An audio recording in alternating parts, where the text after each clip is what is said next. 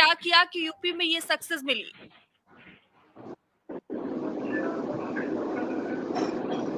देखिए मयूरी जी, सबसे पहले तो धन्यवाद, आपको बहुत बहुत बधाई हो, आपके चैनल को मैं बधाई देता हूं। कम से कम पूरे हिंदुस्तान के अंदर अगर लोकतंत्र के चौथे स्तंभ को किसी ने अगर जिंदा कर रखा है तो हमारा भारत समाचार है। मैं सैल्यूट करता हूं। आप लोग इतनी बेबाकी से बातें करते हैं।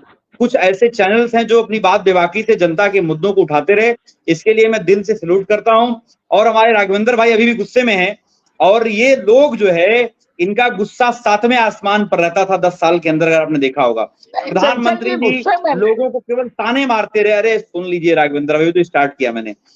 लोगों को केवल 10 साल में इन लोगों ने केवल ताने मारने का काम किए। कभी किसी को पाकिस्तान भेजते थे, कभी किसी को मुद्रा देखने का सलाह दे करते थे, कभी कहते थे कि आपके घर में अगर 4 कमरे हैं तो 2 कमरे कांग्रेस ले जाएगी, दे देगी।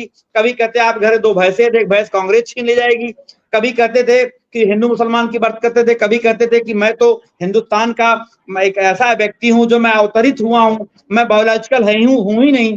तो प्रधानमंत्री जी अभी जो अवतरित हुए थे, अभी चंद दिन पहले उन्होंने इंटरव्यू दिया कि मैं अवतरित हुआ हूं, अभी उनको अब मालूम हो गया कि नहीं मैं बायोलॉजिकल हूं। और मैं एक बात आपसे कहना चाहता हूं, बीजेपी के खिलाफ जनता में इतना आक्रोश है, इतना उनका गुस्सा है। इसी उत्तर प्रदेश के अंदर मैं आपको कह सकता हूं बड़ी बेबाकी से, प्रभु श्री रामचंद्र जी का नाम लेकर के इन लोगों ने चंदा चोरी किया, जमीन घोटाले किए इन लोगों ने प्रभु श्री रामचंद्र जी को नहीं छोड़ा। और आपको याद होगा कर्नाटक के अंदर, मैडम पूरी बात है, सवाल किया उसका आप जवाब दे दीजिए, उसका जवाब। मैडम मैं पूरी बात है मैं दे रहा हूं आपको। मैं बताऊं, आपको याद होगा कर्नाटक में जय बजरंग बली चिल्लाते थे, और उसके बाद क्या हुआ, वहां पे बजरंग बली ने ऐसा गदा चलाया और प्रधानमंत्री जी से पूछा, बताओ एक तरफ जो है बीफ कंपनियों से चंदा खाते हो और उसी मुंह से राम का नाम लेते हो, इसलिए तुम राम नाम से जो भी चीजें जुड़ी हुई थी, जो भी स्थान जुड़े हुए हैं, वहां पे बीजेपी को मुंह की खानी पड़ी। चाहे रामेश्वरम हो, चाहे वो चित्रकूट हो, चाहे वो नासिक हो, चाहे वो अयोध्या हो, सब जगह बीजेपी को हारने का काम किया। अब मैं आता हूं आपके सवाल की बात करता हूं।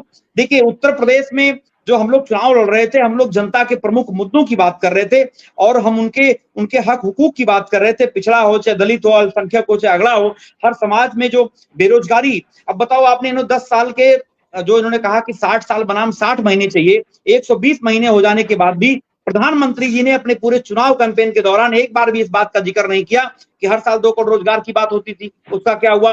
हर साल महंगाई लगातार बढ़ रही है। जो 400 रुपए का गैस सिलेंडर था वो 1200 रुपए मिलने लगा।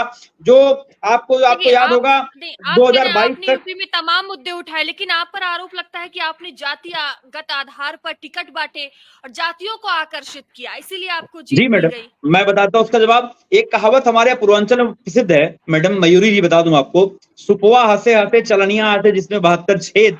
ये भारतीय जनता पार्टी के लोग 72 छेद वाले लोग हैं। इनके पास कोई एजेंडा नहीं है। अभी हिंदुस्तान के इतिहास में मैं एक वाकया आपको दिलाता हूं मैडम।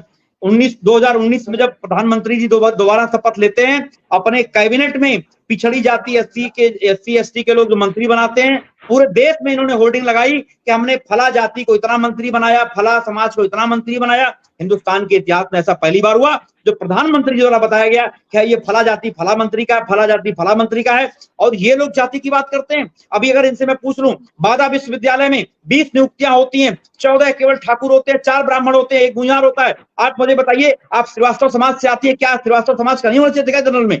लेकिन ये भारतीय जनता पार्टी के जुमलेबाज झांसेबाज लोग हैं। राघवेंद्र सिंह जी के सजाती लोग 14 लोग हो गए, ठाकुर लोग। आप बताओ किस मुंह से बात करोगे? जाति की बात करते हो, केवल डिवाइड और रूल की बात करते हो, बांटो और राज करो नीति पे काम करते हो। जनता ने सबक सिखाने का काम किया आपको, और इस मुगलते मत रहना आप। यही जनता आपको उत्तर प्रदेश से 2027 से पहले उखाड़ के फेंकने का भी काम करेगी।